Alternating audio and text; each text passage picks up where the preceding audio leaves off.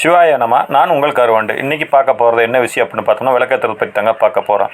அதாவது இந்த ஒரு 6 விஷயத்தை கடைப்பிடிச்சிங்கன்னா வீட்டில் லட்சுமி கடாசம் பெருகும், சக்தி அருள் நேர்மறை சக்திகள் அதிகமாக கூடுங்க. அதுக்கு என்ன பண்ணணும் அப்படின்னு தான் பார்க்க போகிறேங்க. தீபம் ஏற்றும் போது இந்த 6 விஷயத்தை மட்டும் யாருமே கவனிச்சிருக்க மாட்டீங்க. ஆனால் இனிமேல் கவனிச்சுங்க.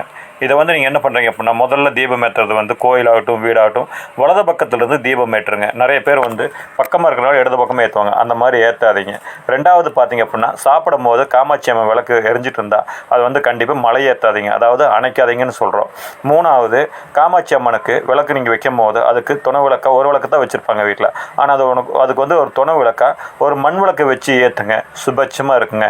நாலாவது, தீபம் ஏற்றிட்டு உச்சரிக்க வேண்டிய ஒரு மந்திரம் இருக்குதுங்க. ஓம் தீப லட்சுமியே நமோ நமக அப்படின்னு சொல்லி நீங்கள் தீபம் ஏற்றுங்க. லட்சுமி தாய் நம்ம வீட்டில் குடியேறுவாங்க. அஞ்சாவது, தீபம் ஒரு அரை மணி நேரமாவது குறைஞ்சபட்சம் எரியணுங்க. நம்ம வசதி வாய்ப்பை பொறுத்தவரைக்கு நம்ம அதுக்கு மேலே இவ்வளோ நேரம் வேணால் எரிய விடலாம். முதல்ல தீபம் ஏற்றுறதுமே ஒரு அரை மணி நேரமாவது குறைஞ்சபட்சம் எரியணுங்க. அதுக்கு மேலே நீங்கள் மலை ஏற்றலாம். அதாவது அணைக்கிறது அப்படின்னு சொல்லக்கூடாதுங்க, மலை ஏற்றணும்.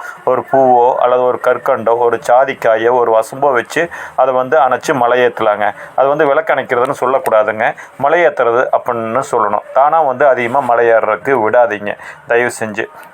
அடுத்தது 6வது பார்த்தீங்கன்னா, எப்பவுமே தீபம் கிழக்கு அல்லது வடக்கு நோக்கி தாங்க ஏற்றணுங்க. மேற்கு நோக்கி கூட சில சமயம் ஏற்றலாம். ஆனால் வடக்கு கிழக்கு தென்கிழக்கு அப்படிங்கிறது ரொம்ப யோகம் தருங்க.